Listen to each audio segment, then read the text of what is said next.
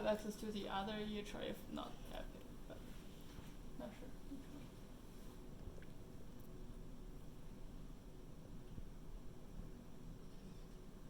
Okay.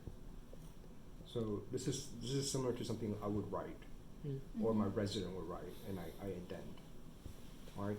So I'm seeing somebody in the emergency department. The resident spends about 20 minutes interviewing Miss Rogers. Finds out her age, what her main reason for coming to the hospital, and then they start typing a narrative, just like this. All right, just read it. All right. This is the first mission for this 56-year-old woman. Usual state of good health. She noticed abrupt of onset. Qualifier of chest pain. She describes it as this. The pain begins here, radiates to this. Right. This is actually a very standard medical school kind of teaching on how to characterize pain.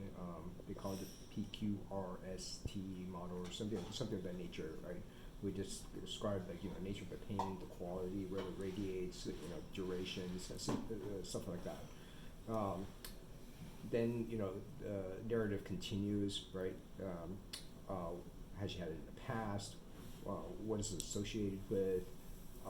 And then here's what's essentially a review of systems, right? So she describes dizziness, palpitations, shortness of breath. Now we're starting to mix medical terminology in the narrative, right? No exertional dyspnea, orthopnea, paroxysmal nocturnal dyspnea, and then you can see how it starts migrating into something like you're capturing what the physician is thinking out loud. No GERD. And okay, eliminating different. Right, for people that do not have medical language expertise, right? This is gastroesophageal reflux disease, right? And then now you have an acronym, SX, which is pretty typical for symptoms, but not necessarily, right? SX sometimes means surgery. HTN, hypertension, 3 years ago, right? TAH with BSO, total abdominal hysterectomy with bilateral salpingo orophorectomy, 6 years ago. So do you guys see where I'm going? This is, you're doing language translation on the first step, right? So and different doctors have different preference on the language style. That's right. Different doctors have different language styles. I tend to be more wordy and write things out, but there are actually things that are kind of interesting. What they've adopted are these things called acronyms, where they're purposefully defined acronyms specifically specified by the user. So for instance, I can say .123, right, and now list automatically generate a table of 1, 2, 3, 4, 5, 6, 7, 8, 9, 10 with blanks, right, and I can start listing things on the side. Or I can say, dot lap appy, and I can automatically generate a typical operative report for an appendectomy, and then just have to fill in little differences per patient. Does that make sense? Right. That's what you can currently do? That's what I can currently do with all scripts, and with I've used Epic, and so the user could define their own expansion. Like shortcuts. Right, exactly. For medical leads that the user typically uses, right? So now you have a user-defined language dictionary that expands to something that bigger in a natural language space. Does that make sense? Okay, so we go on. Right now, this is a typical H&P, right? H&P, another acronym, history and physical. Here is the portion about the patient's past medical history. Look at this. It is attempting to be structured, right? It says surgical, date, surgery, not always in this format. Is this a good format? It's pretty readable, but right, you can imagine I am going home to do this 100 times. I'm not going to put a tab and make sure this all aligns. Right. Right. I'm probably going to say TAH BSO, right? total abdominal hysterectomy, bilateral oophorectomy, Mm. comma 1994, semicolon, bunionectomy, 1998, and even more likely than that, what I'm going to do is I'm going to find the last note written by somebody 20 years ago, Mm. which happens to be in text, right? Drag it, copy and paste into my note. Okay, so there contains like photos in the doctor notes as well. Well, I mean, like if you do OCP or something like clever, right? Or these days everybody has electronic record that goes at least a few years back. Mm. It's just copy and paste, Okay. right? So we lie a lot about our documentation. Like I assume what happened in 1998 hasn't changed since now, right? Mm-hmm. So I'm actually not reviewing this. Mm. I'm just saying it's been documented. I don't doubt it. Okay. So you Right. just like copy from the previous history Yeah. and a copy. Yeah, okay. yeah, and so you can actually see the migration of notes from doctors to doctors. Mm. You can actually track the history of a note, Okay. right? You Mm. see certain paragraphs being parroted from one note to the other. Okay. Right? Okay, so now these are the other elements. These are actually important for billing, right? So I just got a review where the biller said, you documented a moderately complex physical and history, or a moderately complex admission to the hospital, right? But you did not document a family history. And I was evaluating this patient for appendicitis. I can guarantee you there is no possible relevance of this patient's parents' medical history to his current state of affairs. But the coders refused my code because it did not document family history. And look at this, right? Mother, 79, 11 well. Father, 54, deceased, heart attack, right? You have to parse all of this out and figure out that this is related to the father, not the patient, Sure. right? And this structure is by no means universal, right? Now, the review systems, right? You've already noticed that some of the review systems are starting here in the history, right? The physician is actually starting to branch out and try to capture elements that might be related to the diagnosis he's thinking of, putting those elements in the note so that he can sort of rationalize at the end of the note what his diagnosis is, right? So most of the time, people will say in this area, review of systems, negative except as noted in the history above. And the coders will come back and say, nope, you didn't actually go through 12 systems, right? These are classically 12 systems, 1, 2, 3, 4, 5, 6. Oh, they didn't do 12, right? So this guy cannot bill for high complexity medical evaluation of the patient, Okay. right?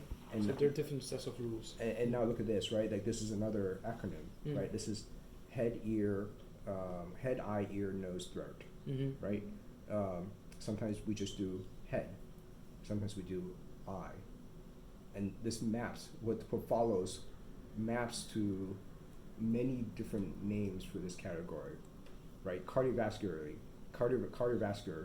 shorthand, CV, right? And all these terminologies, we read it, it makes sense to us, but it took us 10 years to figure it out. Do you think a computer can do it just as good? I don't know. Then you add to that, right? This guy actually processed this through a spell checker. It looks like it, right? Most of the things are spelled correctly. That is not the case nearly all of the time. We're typing at a ridiculous pace, right? So we don't always use words, right? So no, right?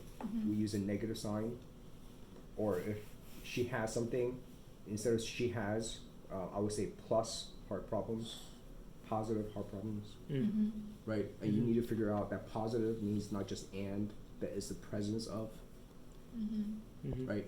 So this is why I think sometimes I wonder if we just have to be retrained to do this. Okay, so now get this. This is great. Our physical exam, right?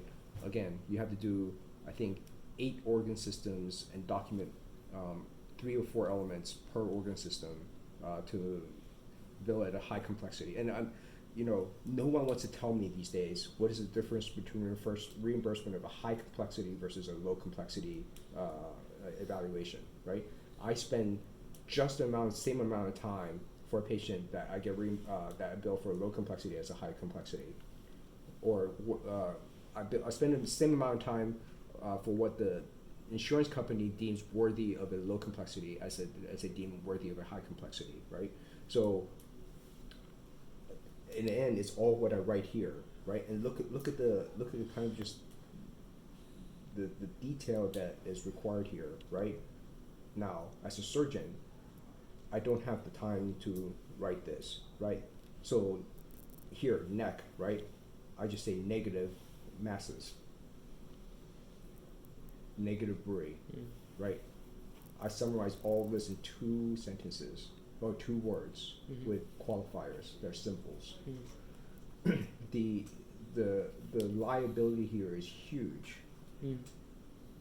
right? Because I could easily be misinterpreted, or I can go back to my note and never figure out what I meant to say, right? There's a danger to shortcuts, but I can't help myself, right?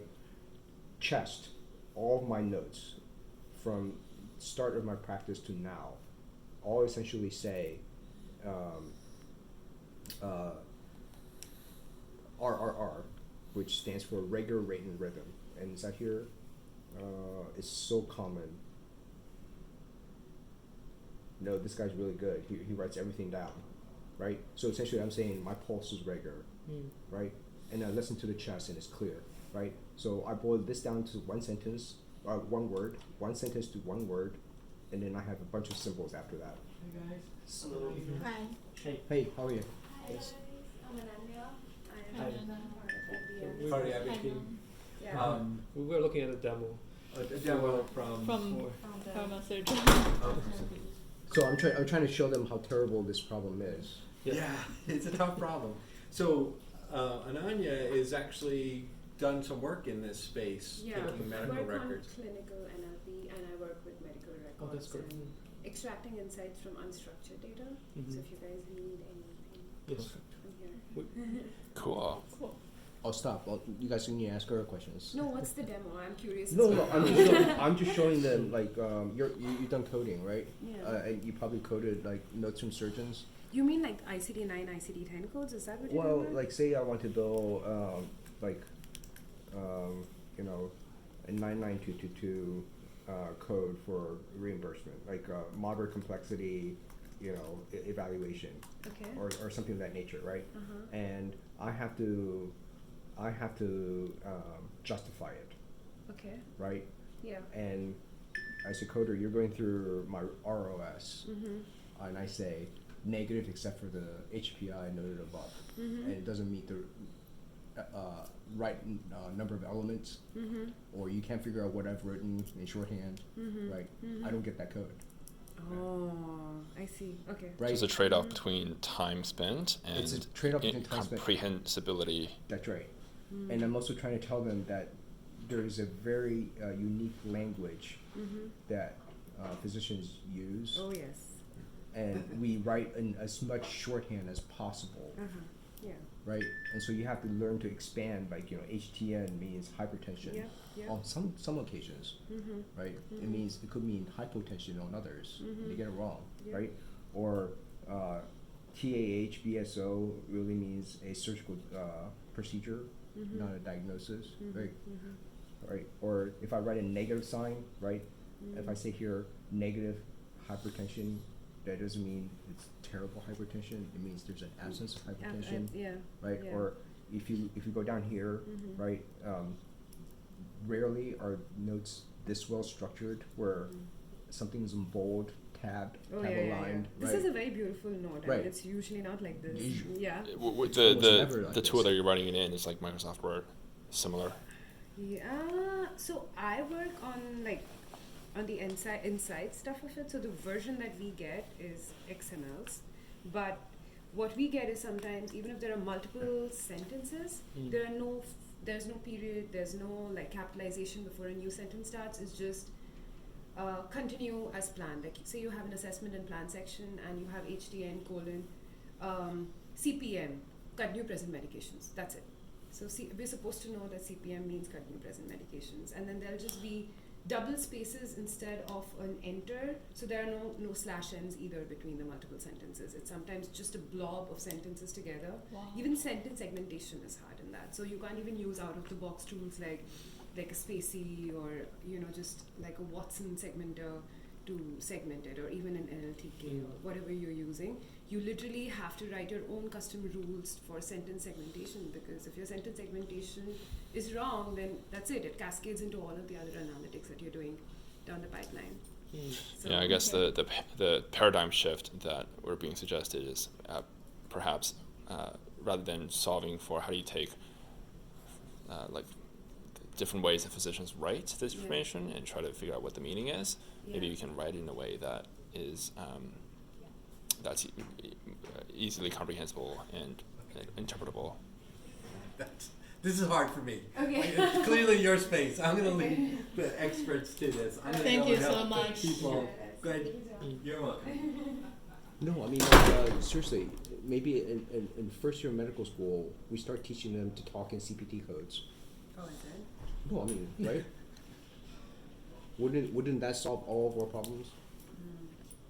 Instead of like doing this, right, which is arcane, right? This is from probably hundreds of years ago, right? Somebody invented this, probably not that long. Like, But what if medical professionals can code? Is my kind of analogy, But like the code gets updated every year. Yeah, new diagnoses, new ways of billing for things, pressure New things. treatment. Right, exactly, right. Right. So this is very challenging, but it's an attempt to bring structure to something that is inherently unstructured. Yes, exactly. So I just found out like it actually can access Oh, this. Like how'd you if do you that? could like I use my own